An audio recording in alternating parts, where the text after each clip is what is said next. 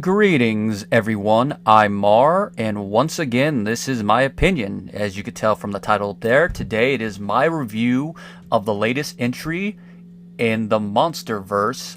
It is Godzilla, King of the Monsters. And I have to say, unlike the previous film that shared this title, this one is all around excellent, instead of being a chopped up mishmash.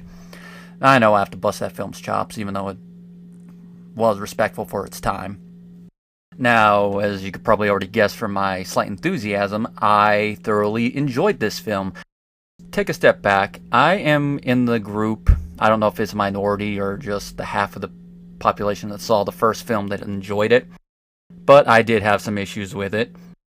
A couple of them I would just label as nitpicks. Like a lot of you, I did have a problem, more so after a couple of viewings, of how they kept cutting away from the monster fight. They could have done the middle ground of actually showing some of the fight before cutting away. But we all know the director of the first film, Gareth Edwards, did not want to do that. And of course, not using any of the original Toho Godzilla score. Not that the actors did a bad job, it's just that our two main leads felt a little miscast. They were doing their best, it's just they didn't seem like they fit their character, which maybe that's what Edwards was going for with his casting choices, but I can say that problem was definitely rectified in this film, and the other two problems are definitely rectified, as I'll talk to you about later. I can honestly say I do not get where the critics are coming from when they're talking about this film, at least the Rotten Tomatoes ones, because according to the critical reception, some reviewers like Benjamin Lee are giving it a 2 out of 5 stars, has a 40% on Rotten Tomatoes, and the consensus is Godzilla, King of the Monsters delivers spectacular kaiju action, but that's no substitute for a good story. It's like, did they watch all of the previous Godzilla films? The only ones that really have a very deep story that resonates deep thematic tones is the original, the Japanese version of '84, and Shin. And of course, the reboot. I'm talking mainly about the original Japanese ones. You could make an argument for maybe a couple of the other ones that they have the deep stuff, like the comedic things of King Kong versus Godzilla, and there's also a good U.S.-Russia Cold War vibe going on with the second Godzilla film, which I never noticed until a reviewer pointed it out recently. But most of them, especially the Showa films, and lesser extent the Heisei films, even though they still kept Godzilla serious, were about Godzilla fighting other monsters, even though he is supposed to be the living embodiment of a nuclear weapon. That thematic resonance is always there, but it's usually in the background while he's fighting another monster. And that's what we get with this film. As for the human drama, it is what we expect. I mean, as I mentioned in my review of Ghidorah, the three-headed monster, some of them gave us great side stories. I mean, that one is one of them. I'd say King Kong vs. Godzilla, the original one, we did get a decent human side story. Say what you want about the rest of the film, but I thought the humans in Gigan were decent, along with the ones in the first Mechagodzilla film. Second one, a little bit. A lot of the Heisei side stories are at least decent. I think like the Mothra one and the Ghidorah one are probably the best ones, outside of, the '84 side human story. I'm not counting like the recurring characters in that series, like Miki Sagusa. As for the Millennium series, I've only seen 2001 and then the follow-up, so there's that. And say what you want about how 98 is Godzilla in name only. I know I'm not a Japanese film, but the humans you at least felt for in that one, yeah. They've never been the deepest story. It's just mainly been the human drama to carry forth the plot, and that's what we have here. Now, before I get too far away from that, the plot takes place a couple years after the previous film. The government's just trying to figure out what they're going to do about the whole kaiju situation, because after Godzilla, they found that there were more kaiju out there. I mean, they knew about Kong because of Monarch's activities following the Vietnam War, but they found out there's at least a dozen or more kaiju all around the world. Thankfully, most of them are dormant. We got Rodan chilling in a volcano, among other ones hiding. Godzilla seems to be the only active one, but he's been keeping a low profile since he had some Muto for dinner. And we're introduced to our main characters, who are Dr. Mark Russell, played by Kyle Chandler, who is a animal behavior and communication specialist. We have his ex-wife, Emma Russell, played by Vera Farmiga. Their daughter, Madison Russell, played by Millie Brown of Stranger Things fame. And of course, their whole thing is that they're trying to figure out this system to communicate with kaiju, but Emma seems to be the one more focusing on it. As soon as she figures it out, they're kidnapped by a group of eco-terrorists who are led by Charles Dance's character, Alan Jonah, who, it seems at first he just wants to level the playing field, but as the plot goes on, we see that he really has more nefarious issues. I'm not going to spoil what it is, but they're pretty dark. And as the plot goes on, we find out more. We're like, wow. And that's about as deep as the film gets with the human drama, is the whole family dynamic, the difference of opinion between the parents, and of course Alan's little plan of being an eco-terrorist, which based on the after credits sequence is probably going to tie into the next film or two, depending on how many more MonsterVerse films they do after this. It's not as deep as it was in the first film, but it's deep enough for the sequels where we get to see more kaiju fighting action, or excuse me, titan fighting, because they're calling them titans in this film. Nice little name to use. Take something from Greek and Roman myth to label the giant-ass monsters. And of course, we still have the character of Dr. Ishiro Serizawa there, which this is the last time, sadly, we get to see his character, because he sacrifices himself during the course of the film.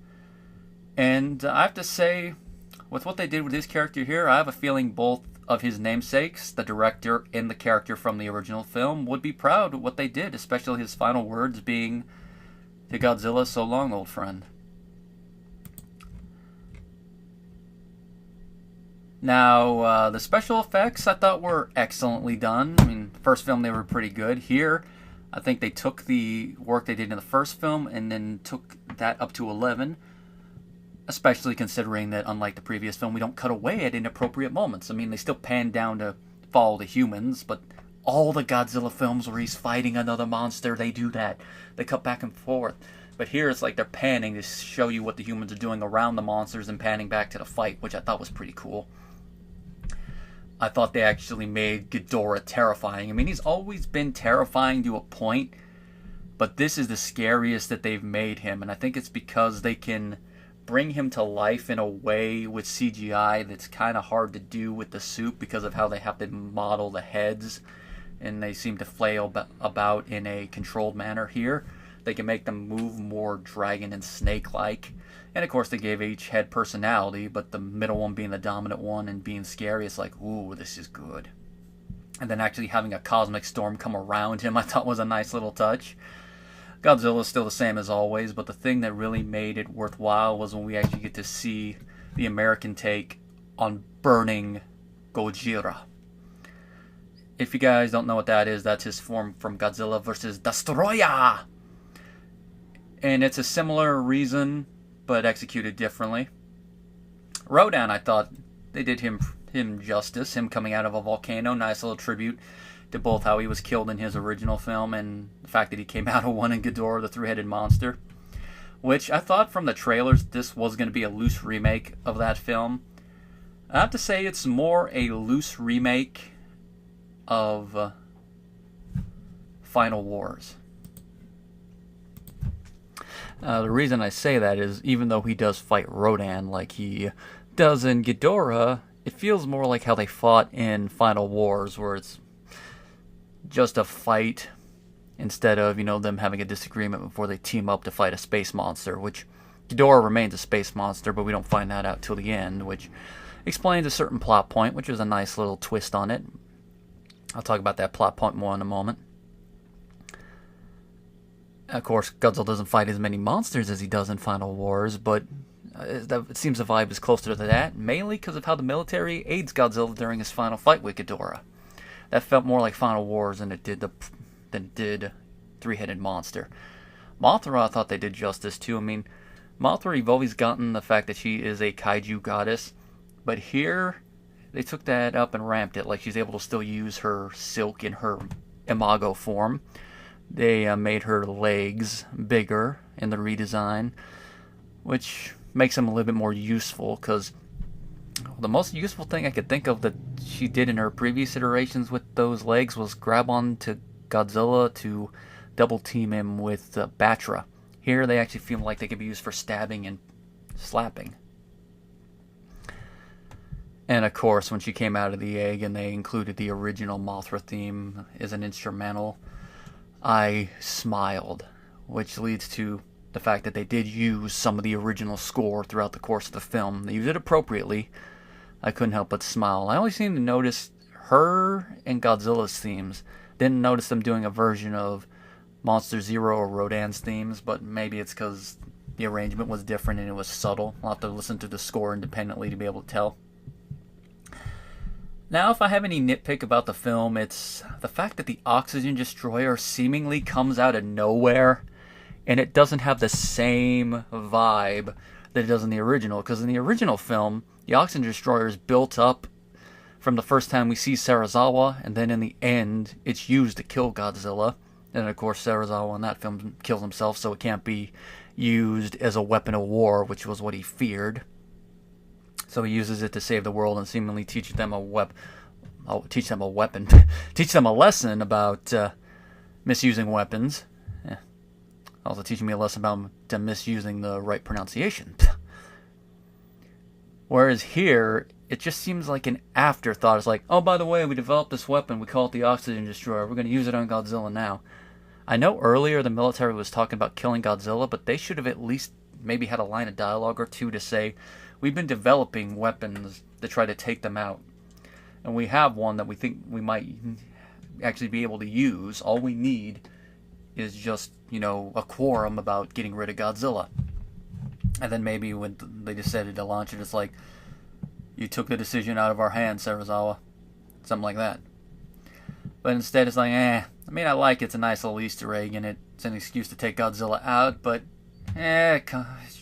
just doesn't feel right. I think it might have been better if they just did what they did in 84 and had to be cadmium or something else that ate radiation. Like, even the anti-nuclear bacteria would have been interesting.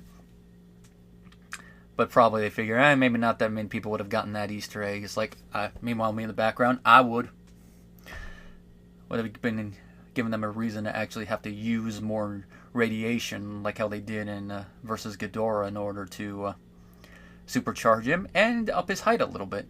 It also make burning Gojira make a little bit more sense. And of course, the subtle setup for versus Kong is there at the end, mainly during the credits when they played a cover of the song Godzilla by Blue Oyster Cult, which I thought was another nice little touch. Made me smile as well. And then, of course, the end credit scene definitely sets up some other things. It's like we could be getting a revived Ghidorah, but we could also be getting other space monsters. Like, I'd love to see Gigan. We all know that they're probably going to not have Godzilla and Kong end up fighting each other to an actual end. They'll probably interrupt and make this a tag team match. I know a lot of you fellow kaiju fans out there would mark the heck out to use a wrestling phrase if Kong and Godzilla teamed up to fight two other monsters, say Gigan and Megalon. I doubt that Legendary has the rights to them, because they probably would have announced it, but that would be cool. I mean, even a revived Ghidorah and Gigan versus those two would be fun. But I'm going off the premise that Ghidorah, at least in his current incarnation, is dead. Because with how technology is, I doubt we're going to get Mecha Ghidorah, but you never know. I think it'd be nicer if they're going to do a mech, why don't do Mecha Godzilla?